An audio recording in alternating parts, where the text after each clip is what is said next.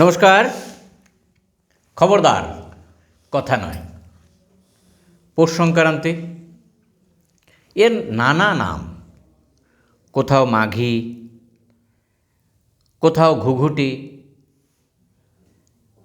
কোথাও বা নবান্ন উৎসব। সে যাই হোক, আমরা যার প্রতি অনেক বেশি দৃষ্টি আকর্ষণ করি সেটা হচ্ছে সেই খাওয়া দাওয়া, পিঠে পুলির উৎসব। রবীন্দ্রনাথ এক জায়গায় বলেছেন, নূতন ধান্যে হবে নবান্ন, তোমার ভবনে ভবনে, অবসর আর নাহিকো তোমার, আঁটি আঁটি ধান চলে যাবে ভার ভার। এই যে সমস্ত বিষয়গুলি নানাভাবে তার পরিবর্তন হয়েছে, কিন্তু এই পৌষ মাসের আজকের দিনটিতে নানা পরিবর্তন এলেও সেই পিঠে পুলিতে কিন্তু আজও মানুষ ঢুকে চলেছে, যাচ্ছে, পরিবর্তন হয়েছে নানা রকম। কেমন এই পৌষ সংক্রান্তি, তার কি প্রেক্ষাপট, সব নিয়েই আজকে আলোচনা করব।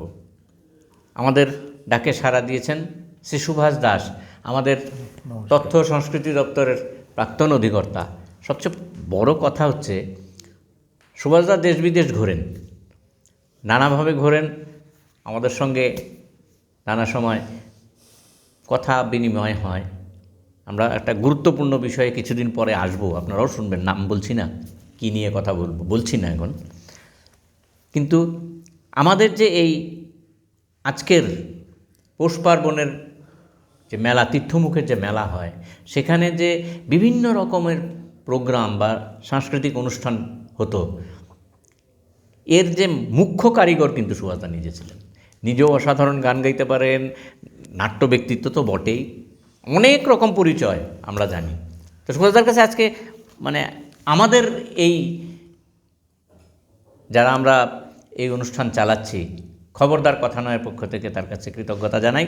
এই সময়ের ভেতরও আমাদের যে একটু সময় দিয়েছেন। সুভাষদা, সরাসরি চলে যাই যে আসলে এই উৎসবটার তাৎপর্য যদি একটু বলেন, যে কেন প্রতি বছরই আমাদের এই উৎসবটা আমাদের টানে, আকর্ষণ করে, সব কিছু ভেদাভেদ ভুলে। এটা তো আমি শুরুতেই নিজের সীমাবদ্ধতার কথাটা স্বীকার করে নেই যে পৌষ সংক্রান্তি বা এই সামাজিক, সাংস্কৃতিক, গ্রামীণ সাংস্কৃতিক বা ধর্মীয় সাংস্কৃতিক যে বিষয়গুলো, এই বিষয়গুলোতে আমি খুব বেশি একটা যে গভীরে কিছু জানি তেমন নয়, কিন্তু এই উৎসবগুলি দেখেছি নিজে ছোটোবেলা থেকেই। তারপরেও বিভিন্ন জায়গায় নানা আলাপ আলোচনায় বা পড়ে টোড়ে বা ঠাকুরদা ঠাকুমা মা বাবার কাছ থেকে জেনে, অভিজ্ঞতা থেকে যতটুকু দেখেছি সেই তার উপরে দাঁড়িয়ে আমার যে অনুভবের কথা সেটা আমি বলতে চাই। সেটা হচ্ছে, এটা তো বলার অপেক্ষা রাখে না যে বাঙালি সে আদিকাল থেকেই উৎসব পার্বণ ঠিক প্রতি একটা বিশেষ আছে বাঙালি জাতির, বিশেষ করে হিন্দু ধর্মাবলম্বীদেরও বাঙালি জাতিরও আছে। ফলে 12 মাসে 13 পার্বণ আছে আমাদের। এবং এই পার্বণগুলো যে হয় বা এই উৎসবগুলো যে হয়, যে আচার অনুষ্ঠানগুলো হয়, ধর্মীয় বা যেটাই বলুন আবার সামাজিক অনুষ্ঠান, তার পেছনে একটা প্রেক্ষাপট থাকে, ধর্মীয় একটা প্রেক্ষাপট থাকে, বিশ্লেষণ থাকে, একটা তথ্য থাকে, একটা বেস থাকে। যেমন আপনার পৌষ সংক্রান্তির কথা যেটা আমরা করি এখানকার বাঙালি অংশের মানুষরা বা অন্য অংশের মানুষরাও, হিন্দু ধর্মাবলম্বী, শুধু বাঙালি নয়, হিন্দু ধর্মাবলম্বী যারা করে পৌষ সংক্রান্তি, যেটাকে অনেকে মকর সংক্রান্তিও বলে, আবার কোথাও উত্তরায়ণ বলে, কোথাও লোহরি বলে, উত্তর ভারতের দিকে কোথাও লোহরি বলে, আবার দক্ষিণ ভারতে কেউ পঙ্গল বলে, পঙ্গল, আসামে মাঘী বিহু বা ভোগালী বিহু বলে, আর কেরালাতে আবার কি যেন মকরণ বিলাক্কি না কিছু একটা বলে, এরকম নামের নানা নামে আছে। এবং এটার পেছনে যে কি বলবো, এটাকে সনাতন হিন্দু ধর্মীয় জ্যোতিষ শাস্ত্র বা পুরাণ, এগুলির যে বিশ্লেষণ, জ্যোতিষশাস্ত্র বলতে আমি এখানে অ্যাস্ট্রোলজির কথা বলছি, অ্যাস্ট্রোনমি নয়। জ্যোতির্বিজ্ঞান, জ্যোতিষশাস্ত্র বিষয়টা, জ্যোতিষশাস্ত্র আর জ্যোতির্বিজ্ঞান দুটার মধ্যে অনেক তফাৎ আছে। ফারাক এটা পরবর্তী হ্যাঁ। এতে আলোচনা করা যেতে পারে। তো এটা এই জ্যোতিষশাস্ত্র জ্যোতির্বিদ্যা অনুসারে বলা হয় যে হিন্দু সর্বপ্রথম এই যে এই তারিখে এই সংক্রান্তির দিনে, সংক্রান্তি বলতে বলুন, সংক্রান্তি মানে এটাকে বলবো আমরা সঞ্চরণ। সঞ্চরণ মানে চলন, সংক্রান্তি চলন, সংক্রমণ বা গমন, এক জায়গা থেকে আরেক জায়গায় গমন, আসলে সূর্যের একটা রাশি থেকে আরেকটা রাশিতে গমন। এই ব্যাখ্যাটা আমাদের সনাতন হিন্দু ধর্মাবলম্বীদের মধ্যে আছে। পঞ্জিকা অনুসারে, হিন্দু পঞ্জিকা অনুসারে এই দিনে এই সংক্রান্তি অনেক আছে আমাদের, 13খানা সংক্রান্তি, আমাদের রাশি আছে 12টা, 12 রাশি 12 সংক্রান্তি। প্রত্যেক মাসের শেষ তারিখটাকেই সংক্রান্তি ধরা হয়। 12 মাসের শেষ তারিখ, পৌষ সংক্রান্তি, মাঘ সংক্রান্তি, ফাল্গুন সংক্রান্তি, সব মাসের শেষ দিনটা সংক্রান্তি। তো পৌষ মাসের শেষ দিনটা সংক্রান্তি, এই জন্য পৌষ সংক্রান্তিটা বিখ্যাত। এই জন্য বলা হয় এই সময়টাতে সূর্য তার এক জায়গা থেকে, এক রাশি থেকে গমন করে অন্য রাশিতে উত্তরায়ণ ঘটে। তো এটার সাথে মকরক্রান্তি রেখার উপর লম্বভাবে সূর্যটা কিরণ দেয় বলে এটা মকর সংক্রান্তি হিসেবে চিহ্নিত হয়। আবার কোথাও কোথাও ইয়ে আছে আপনার, মানে এটার সম্পর্কে বিশ্লেষণ অন্যরকম আছে। এটা মকর সংক্রান্তি নয়, বিজ্ঞানীরা আরো কিছু ব্যাখ্যা একটা অ্যাঙ্গেল থেকে করে যে এটা মকর সংক্রান্তি নয়। তাও এটা আমরা মকর সংক্রান্তি হিসেবে আমাদের ধর্মীয় বিশ্বাস বা এর উপর বিশ্বাস করে আমরা করি, উৎসব হয়। এবং এই সংক্রান্তির সাথে কিন্তু আপনার অনেক কিছু যুক্ত আছে। পুরাণের ব্যাখ্যা আছে, পঞ্জিকার ব্যাখ্যা আছে, তারপর আপনার আমাদের খাওয়া দাওয়া যুক্ত আছে, আমাদের সংস্কৃতির উন্নতি, আলপনা। এই সময়টাতে এটাকে কেন্দ্র করে আলপনা হয় গ্রামে গঞ্জে। আপনারা দেখেছেন আজকে আমি অসাধারণ শিল্প, আজকে আমি কোথায় গেছি, গ্রামের মেয়ে মা বোনেরা কি সুন্দর করছে। এই যে কি যুক্ত আছে, এটা বলছে যে মহাভারতে এটার উল্লেখ আছে। মহাভারতে বলা হয়েছে এই দিনে আপনার ওই বিশ্ব তার সরসজ্জায় শেষ নিঃশ্বাস, মানে সরসজ্জায় ইচ্ছা মৃত্যু গ্রহণ করেছে। তারপর আবার বলা হয় যে এই দিনে অসুরা দেবতাদের যুদ্ধের শেষ দিন, যেদিন দেবতারা জয়লাভ করছে। আবার এটাও বলা হয় কোথাও কোথাও যে এই দিনে দেবতারা জেগে ওঠে। অতএব এই দিনটাতে দেবতাদের সন্তুষ্ট করার জন্য পূজা আয়োজন করা, সব মিলে সূর্যকে উৎসর্গ করা। এবং যে আলপনা আঁকে না, এটা লক্ষ্য করে, এই আলপনার চেহারা কিন্তু সূর্যের চেহারার মতো অনেকটা, উঠোনের মধ্যে গোল করে আলটিমেটলি এটা কিন্তু সিম্বলিক, প্রতীকী, মানে সূর্যেরই একটা প্রতীকী। মায়েরা যেটা করে ওটা নিজেরা মনে করে কিনা জানি না, কিন্তু এটাই এই পরম্পরায় চলে আসছে। ফলে আমাদের এই উৎসবের সাথে আমাদের পরম্পরা, ঐতিহ্য, আমাদের সংস্কৃতি, ইভেন আমাদের খাওয়া দাওয়ার বিষয়টা, আনন্দ উৎসব সবটাই যুক্ত আছে। এটা শুধু জ্যোতিষশাস্ত্রের মতে ব্যাপার নয়। আমি যেটা আগে বলেছি যে হিন্দু ধর্মাবলম্বীরা বা বাঙালিরা আদিকাল থেকেই উৎসব আনন্দ পছন্দ করে, এটা তাদের আবেগ অনুভবের সাথে যুক্ত। উপলক্ষ যাই হোক, লক্ষ্য আনন্দ। ঠিক। শুধু একটা বিষয় মানে খুব জানতে ইচ্ছে করছে, আপনি তো বিভিন্ন জায়গায় গেছেন, গ্রাম তো দেখেইছেন কাছ থেকে। আসলে পৌষ সংক্রান্তি গ্রামের বিষয়টা তো সাংঘাতিক টাচ করে, কিন্তু একই সঙ্গে আমরা দেখেছি যে চা বাগানের ভেতরে সাঁওতালদেরও একটা পর্ব আছে। আমি বলতে ভুলে গেছি, সাঁওতালদের একটা আছে। বীরভূম মানভূম অঞ্চলে আপনার ওরা বলে এটাকে এই পার্বণটাকে ওরা বলে টুসু পর্ব। টুসু এবং টুসুর গান আছে, যদি ওই ধরনের কিছু একটা জানেন। টুসুর গান আছে এবং টুসুর গানগুলো শুনেছি আমি।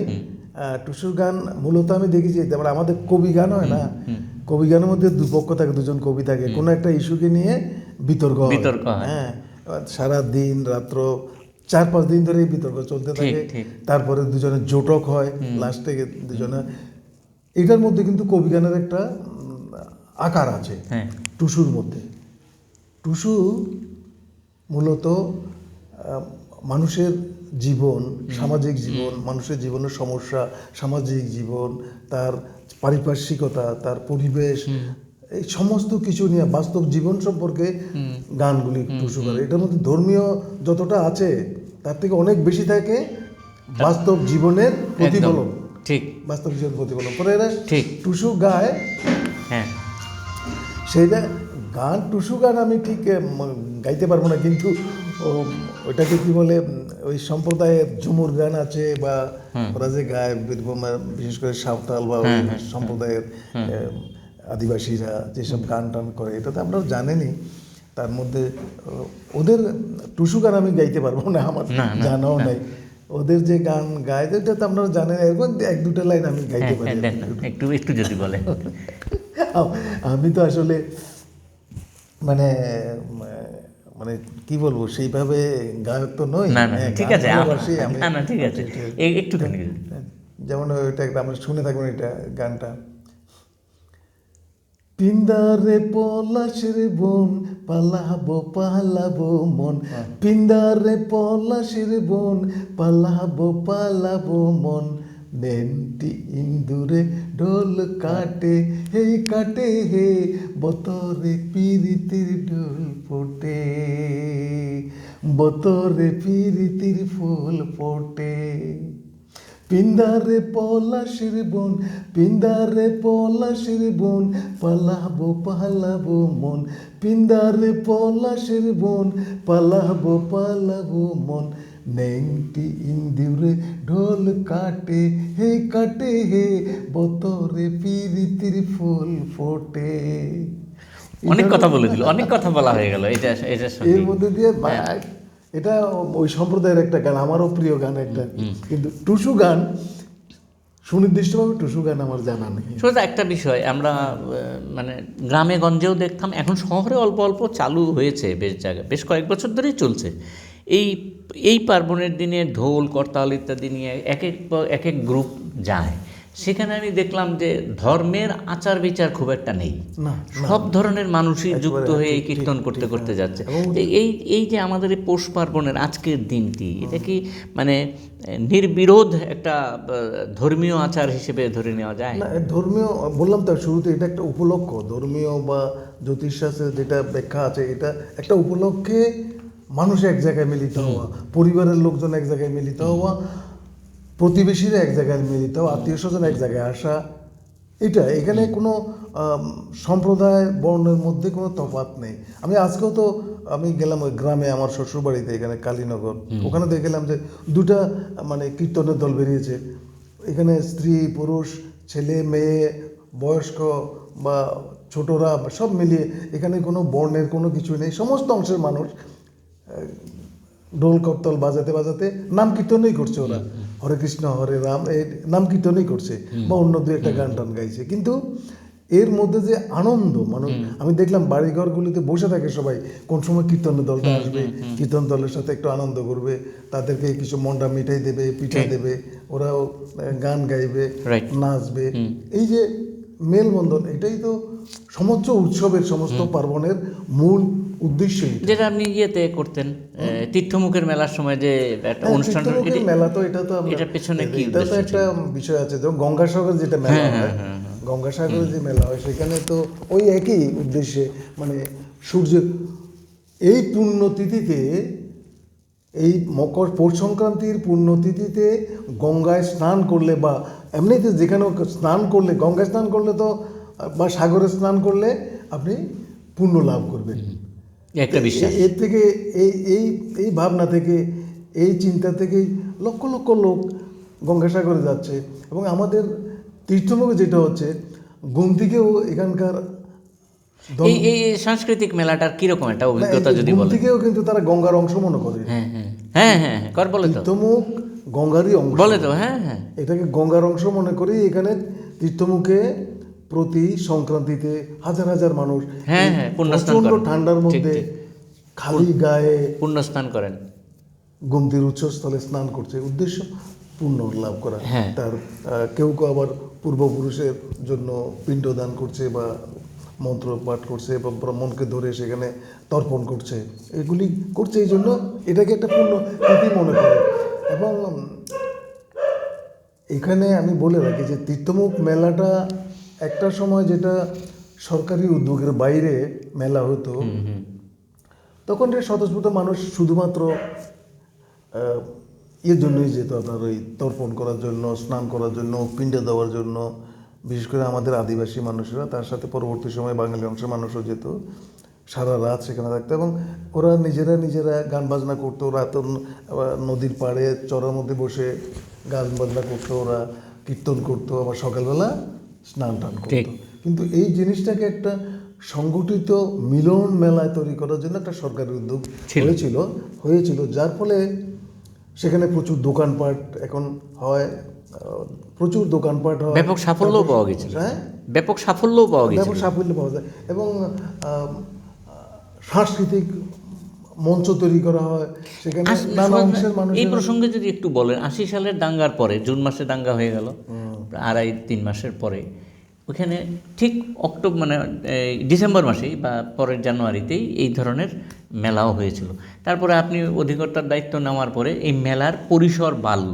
এখানে এই যে আমাদের উপজাতি সংস্কৃতি, আমাদের উপজাতি সংস্কৃতির যে একটা মিলন ক্ষেত্র তৈরি করেছেন, তার অভিজ্ঞতাটা কি আপনার? হ্যাঁ, এখানে তো আপনি বলে রাখি যে এই তীর্থমুখ মেলাকে কেন্দ্র করে শুধুমাত্র উপজাতি অংশের মানুষ নয়, বাঙালি অংশের মানুষ, আমাদের বাঙালি অংশের মানুষের যে লোক সাংস্কৃতিক ঐতিহ্য, যেটা এখানে বাঙালি অংশের মানুষ কারা, মূলত পূর্ববঙ্গ থেকে আসা মানুষেরাই তো, গরিব অংশের মানুষ, জেলে বা অন্য অংশের মানুষ, তারা কিন্তু তাদের সংস্কৃতিটা নিয়ে এসছে সঙ্গে করে। এরকম একটা অভিজ্ঞতা যদি বলেন। সংস্কৃতিটা নিয়ে এসছে সঙ্গে করে, ফলে এইগুলো তো আপনার সেখানে উপজাতি সংস্কৃতি, বাঙালি সংস্কৃতি, মণিপুরী সংস্কৃতি এবং উপজাতিদের বিভিন্ন শাখার সংস্কৃতি সেখানে মঞ্চে উপস্থাপন করা হয়। ফলে এখানে একটা একটা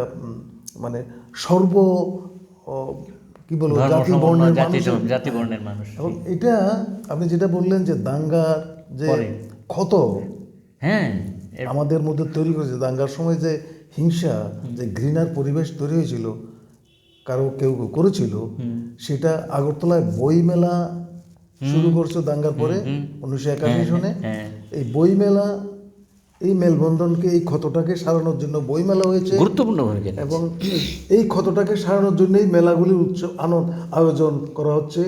শুধু তীর্থমুখ নয়, সারা রাজ্যে বিভিন্ন উপলক্ষে নির্মহলে মেলা, আপনার উৎসব হয়। হ্যাঁ, আপনার বিলোনিয়াতে, জম্পুইতেও হয়, বিলোনিয়াতে যে মসজিদকে মেলা হয়, নানা জায়গায় মেলা হচ্ছে, বৈশাখী মেলা হচ্ছে। এই যে মেলা, সমস্ত মেলা উৎসবগুলোর মধ্যেই মূলত এই সম্প্রীতির বার্তাটা মানুষের কাছে মানুষের মনের ভিতরে সম্প্রীতির ধারাটাকে জিয়ে রাখার জন্যই এই প্রচেষ্টা অবশ্যই। এবং সেটা তীর্থমুখের মেলা, সেক্ষেত্রে ডেফিনেটলি একটা বড়। ওইখানে যে যাত্রা গান বা এরকম কিছু একটা কি আপনার মনে পড়ে? হ্যাঁ, যাত্রা গান তো আছে, যাত্রা গানও হয়। যাত্রা গানটা এখন কমে হচ্ছে এখানটায়, যাত্রা গান হয়, কবি গানও তো। এখন তো কবি বলতে আমাদের রাজ্যে এখন কবি আর নাই বলা চলে, কবি চর্চাটা কমে গেছে। বিলুনিয়াতে 1-2 জন আছে, ওরা করে খুব সীমিত আকারে। এখন তো আর সেই আকার কবি নাই, কবির চর্চাও নাই। এটা তো সময়ের সাথে সাথে এগুলো কোথাও কোথাও হারিয়ে যাচ্ছে, কোথাও কোথাও পরিবর্তিত হচ্ছে, নতুন চেহারায় আসছে। কিছু কিছু হারিয়ে যাচ্ছে, আবার কিছু কিছু নতুন চেহারা নিয়ে আসছে। তো সেই ক্ষেত্রে কবি গানও অনেকটা রিফর্মড হয়ে কিছু কিছু চেষ্টা হইতেছে না, তা না হচ্ছে বিভিন্ন জায়গায়। তো সেটা কি যেন বলছিলেন, বলছি যে এই যে কবিয়াল বা কবি গানদের আপনার কি কোনো কিছু মনে পড়ে কিনা? একটা ছোট্ট 2 লাইন যদি করেন। কবি গান প্রচুর শুনেছি। আমার বাবা কবি গান গাইতেন তো, আমার বাবা কবি গান গাইতেন, কবি দলে একদিন গপ্প ছিল বলছিলেন, দোহারি খুব ভালো গান গাইতেন। তো এগুলি দেখেছি ছোটবেলা থেকে, বাবার হাতের অনেক জায়গায় গেছি। 2-1 লাইন কি মনে পড়ে কবি বা গানে? কবি যেমন আমি বলি, আমাদের এই যে নাট্যভূমির নাটক ছিল ধর্মগোলা। হ্যাঁ, এই ধর্মগোলা তো হচ্ছে ওই ইয়েকে নিয়ে, এই যে আমাদের কি না, রাজার যে, এর নামটা ভুলে গেলাম, বিখ্যাত ভুলে গেলাম নামটা। ঠিক আছে। ওনার একটা ঐতিহাসিক লিজেন্ড নিয়ে যে ধর্মগোলা, এটার মধ্যে কিন্তু ধর্মগোলার মধ্যে দুই কবিয়ালের লড়াইয়ের মধ্য দিয়েই মানে নাটকের কাহিনীটা এগিয়ে যায়। তো এখানে আমি একজন কবিয়ালের রোল করেছিলাম, মনে আছে? একটু যদি বলেন। তো এটা তো কবি কমল রায়চৌধুরী লেখা। এটা মানে আমাদের রাজ্যের রাজাদের চেহারা তোলার জন্য সেরকম করা হয়েছিল। আমার যতটুকু মনে পড়ে, এক দুটো লাইন মনে আছে কিনা বলতে পারছি না। বন্দনা করি আমি শ্রী গুরুর চরণ,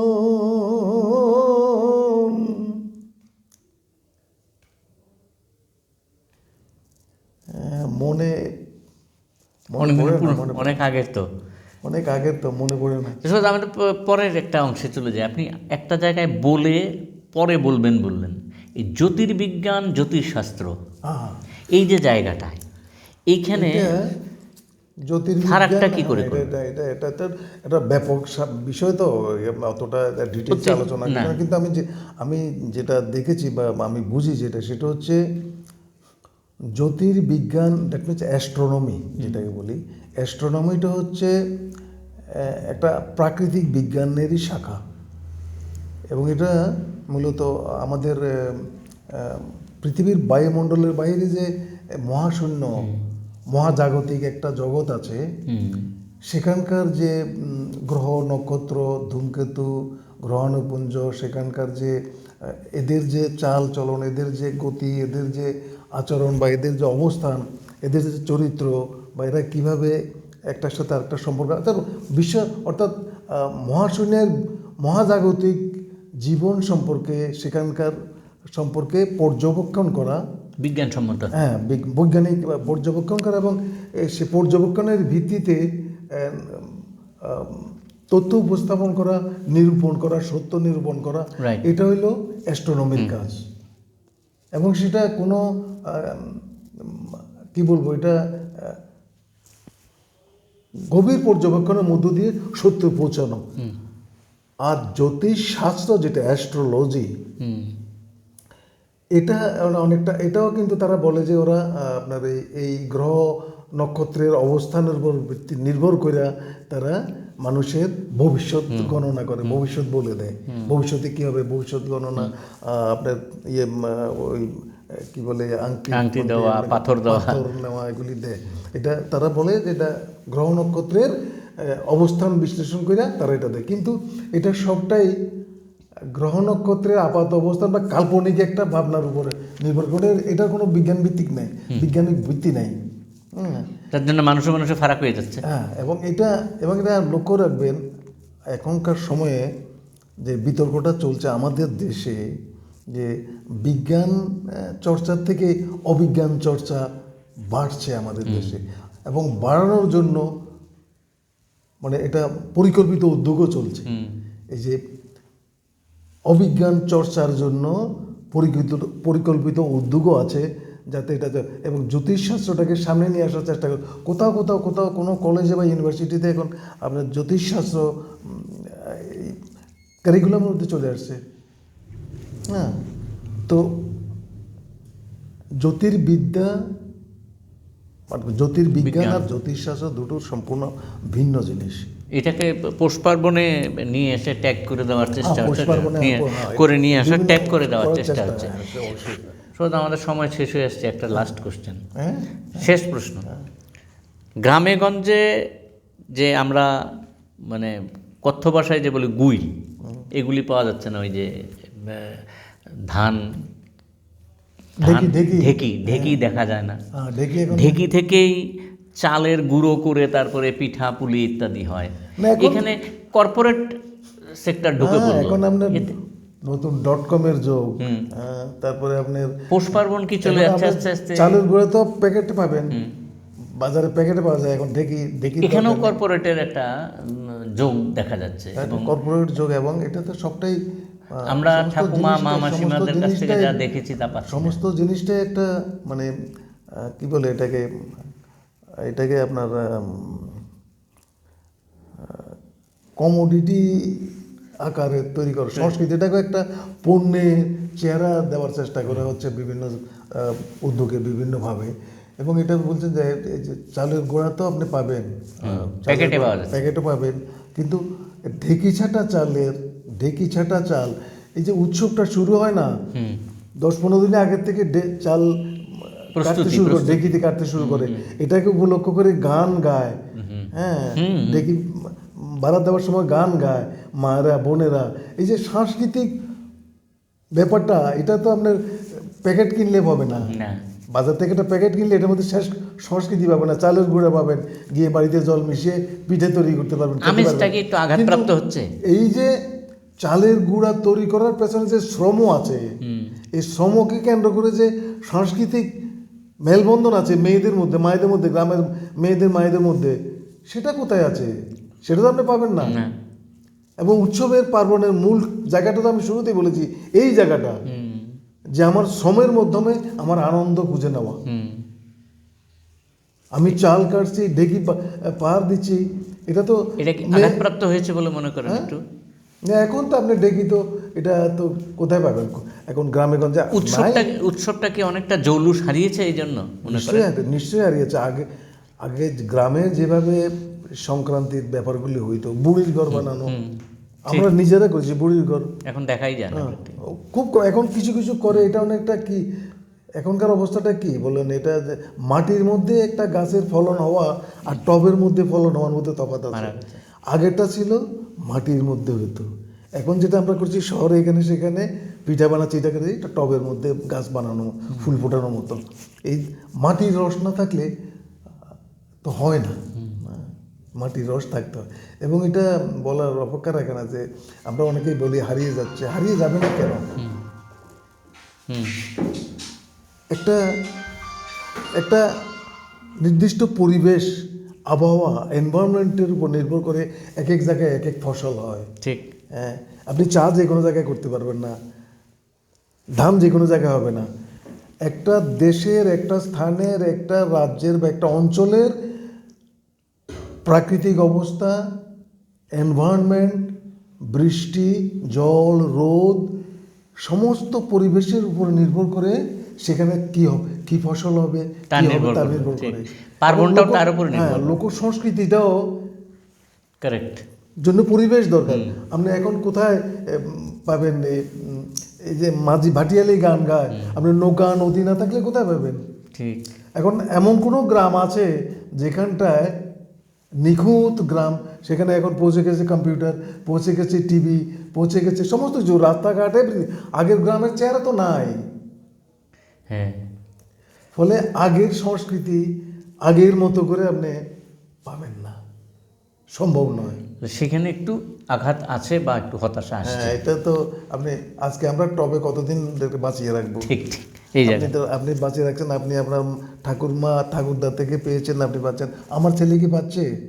এই বুড়িগড় নামে শুনেননি? ঠিক। তো সে যখন আমার মতো বড় হবে, তো বুড়িগড় কথা সে বলবেই না। তো আমি তো বলছি এই সংস্কৃতিটা একটু আঘাতপ্রাপ্ত হয়েছে ইদানিং কালে।